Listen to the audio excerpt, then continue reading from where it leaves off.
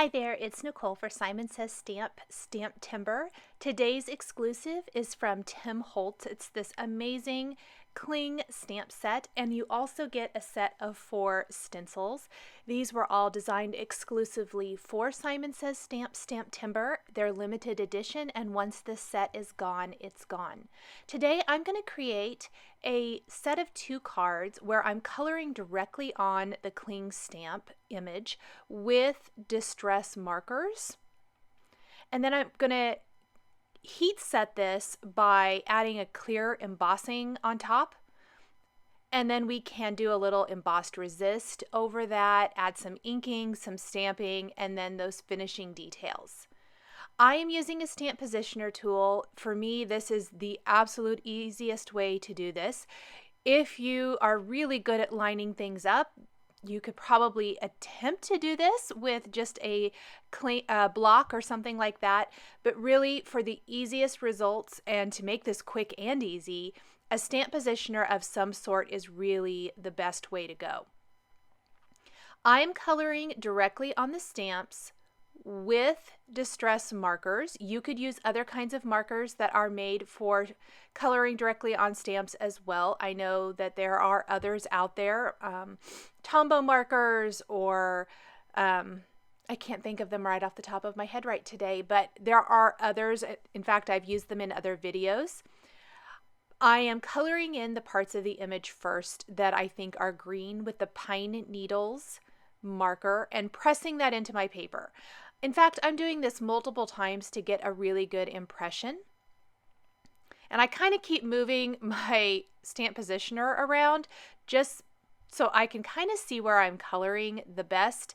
And adding in color here and there. I added in some more green, I added in some brown with the little gathered twigs. We want to do the branch that the bird is standing on. The feet, I want to go ahead and get those too. And I cleaned off a little bit of my stamp just in case I maybe colored part of that the wrong color. A lot of this is layering. A lot of it is kind of imperfection, even though I think in the finished cards you don't see that as much. We did the legs there, the feet for the bird in black soot. I did all the greenery first, and then we're going to move to the bird. The bird is definitely where I want to add the most depth and dimension. I want it to definitely shine. And I really do apologize. I keep spinning this around. For me, it was very much trying to get the perfect placement to see where I was coloring, to see what color I needed to add. I'm even going back, I added more brown. I added more green, just layering that in, layering it on, pressing that into my paper. And then we can start working on the bird kind of once we get that. I like to use the brush tip of my marker to add that color. You can definitely add as much layering to this as you want to. Our final step, when you're completely happy with how you've colored everything in, will be stamping it with a Versamark ink or another clear embossing ink, and then embossing the image with clear embossing powder to seal it all in. So just as long as you haven't done anything there yet, you can keep layering to your heart's content.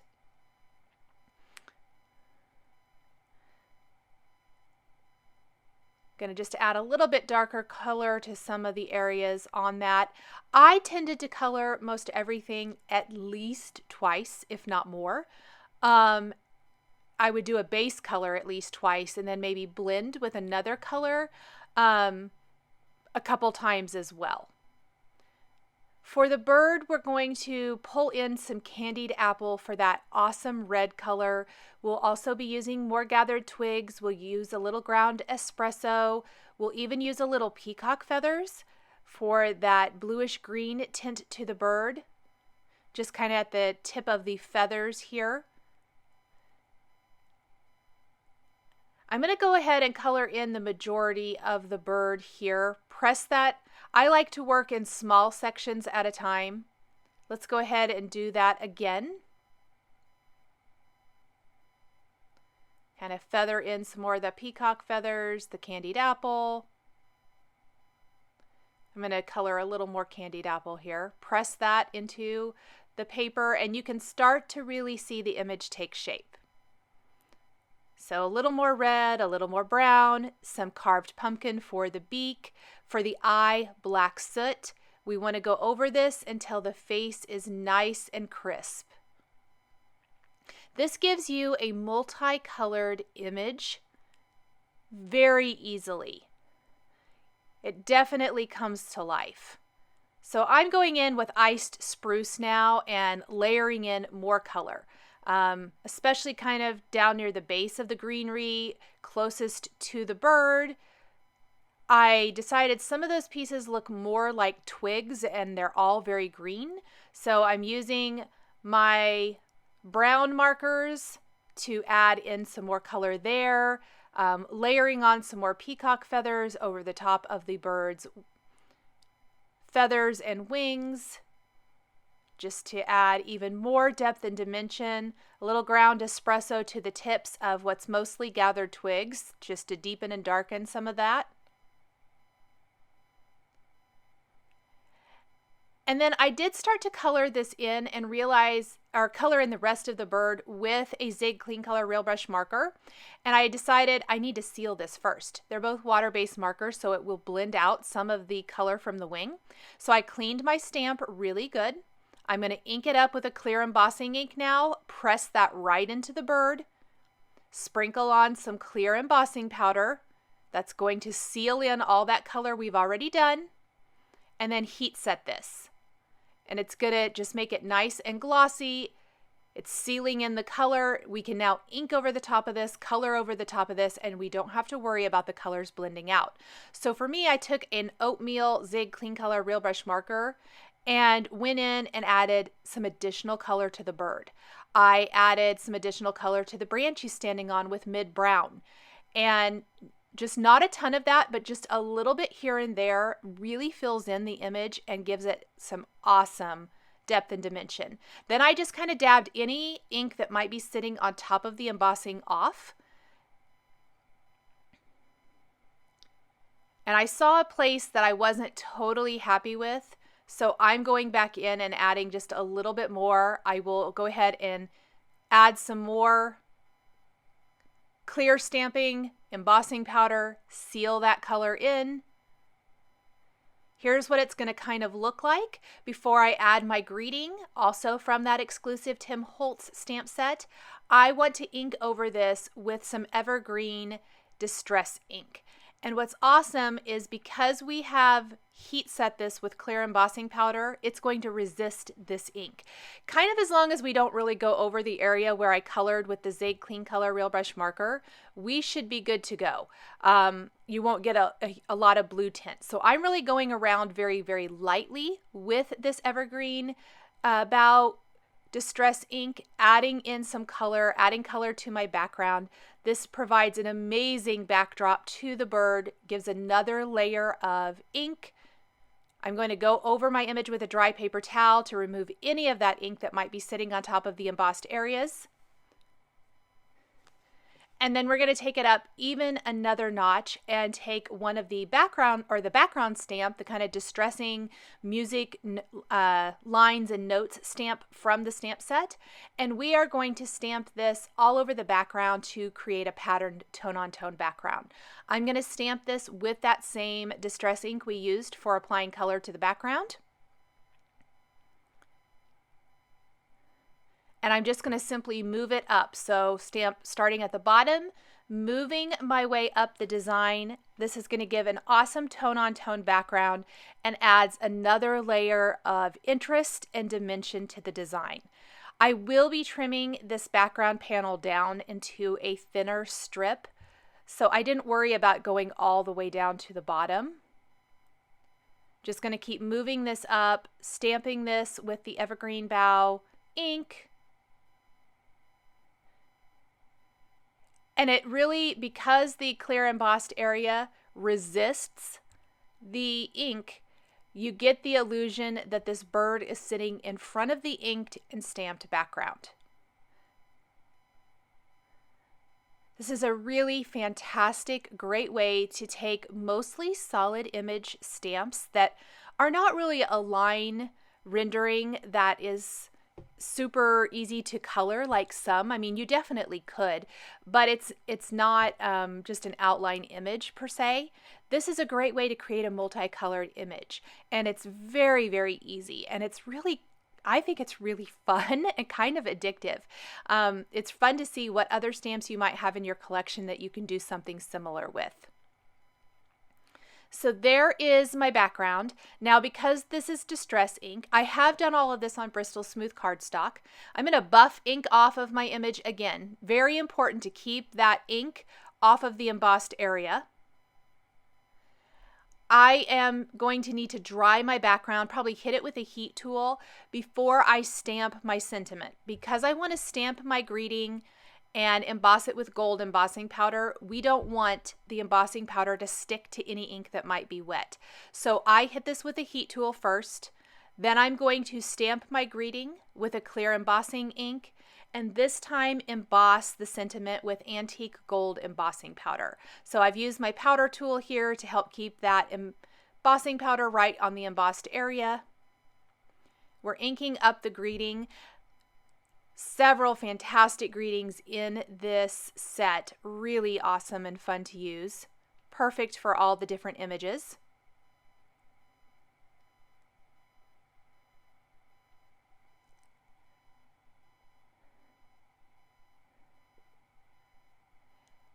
And then we're going to heat set this. And you can just see that sentiment come to life. The gold really gives it an elegant, beautiful feel. I've trimmed my background down now, and because I want it to lay perfectly flat, I completely backed this strip with stick-it adhesive. It's a little tip that I have been using a lot lately. If I have anything that incorporates water, especially, this is a great way to make adhesive all over the back of the panel. Or in this case, I just really want this strip to lay super nice and flat. So there's adhesive all over the back. I've adhered it to a side fold card base, and then I've got two super thin strips of Lawn Fawn paper bag craft cardstock that I'm going to just put some 1/8 inch score tape on the back of each and frame up this strip on my card. So this really gives it a finishing little detail. It coordinates nicely with the antique gold embossing powder of the sentiment. It coordinates with the browns in the image that we stamped. Finishes it off really nicely.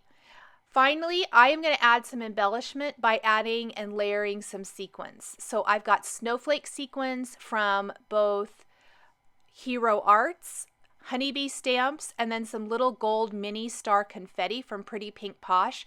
So kind of pulling it all in. I'm layering my snowflake sequins, then scattering the little star throughout the design, or stars throughout the design. The gold complements the gold of the embossed sentiment. And then, of course, the snowflakes just lend themselves to the holiday-ish feel of the design of the image of the sentiment. And this adds a nice little bit of embellishment.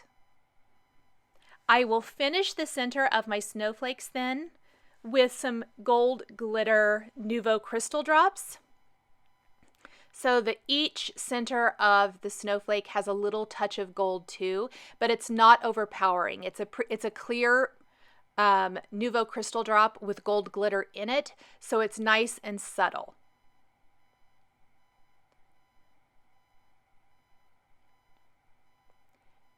My second card is created very much like the first.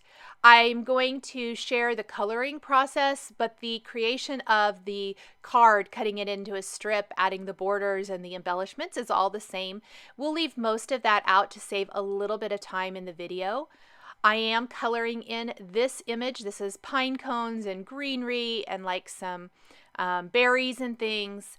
Very much same colors, same kind of process as far as coloring it in, repeatedly stamping or coloring and stamping areas of the stamp until I get it the way I want to look.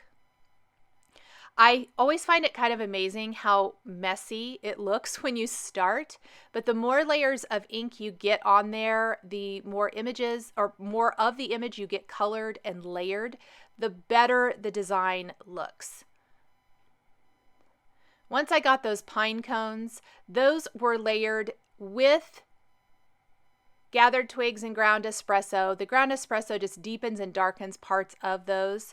I really think it starts to come to life. And once the pine cones are colored, that gives me a good idea of some greenery I missed, kind of down close to those pine cones. So I was able to go back in with the pine needles, with the iced spruce colors, and layer in some more of that greenery to really make this image shine. You could do this very same technique with any of the images from the stamp set, not just the two I used. There is also a floral image and then kind of like a holly and berries branch. Both of those would be beautiful with this same technique. We're going to color all of this in.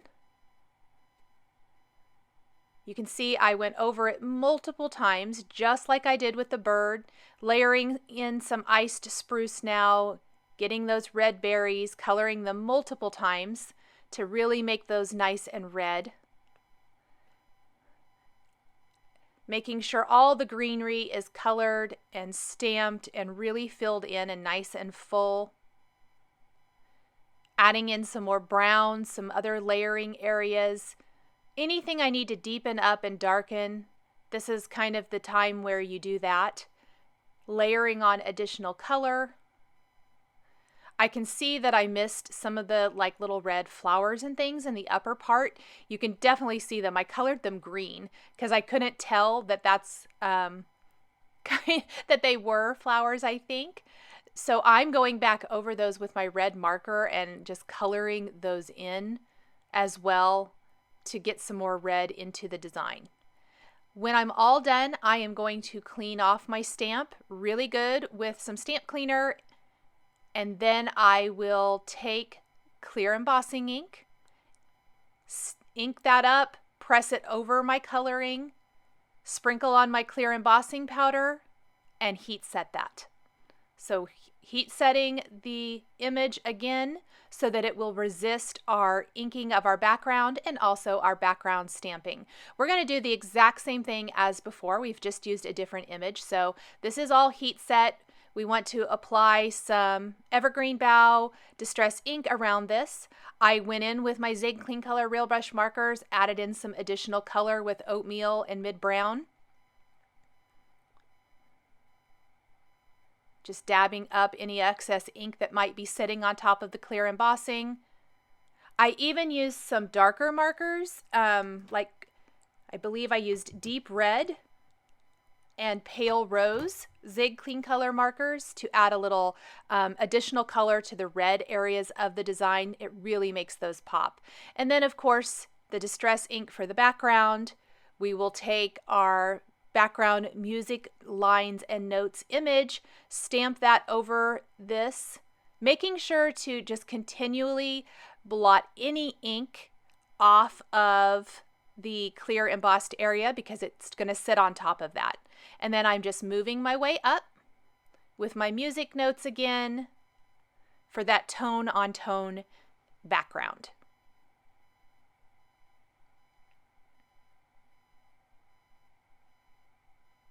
We will trim this into a thinner strip. And this time I combined a couple of sentiments from the stamp set. We will use the one we used before. I really like that sentiment, but I'm also going to pull in Christmas greetings.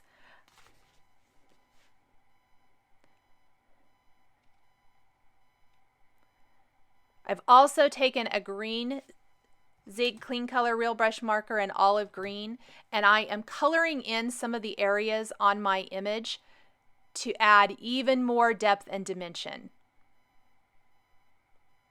This adds tons of interest to the finished design and adds another layer of color. Makes this whole thing come to life. So I've trimmed it into a thin strip. I'm using my powder tool, stamping my sentiments from the stamp set. There's the Christmas greetings.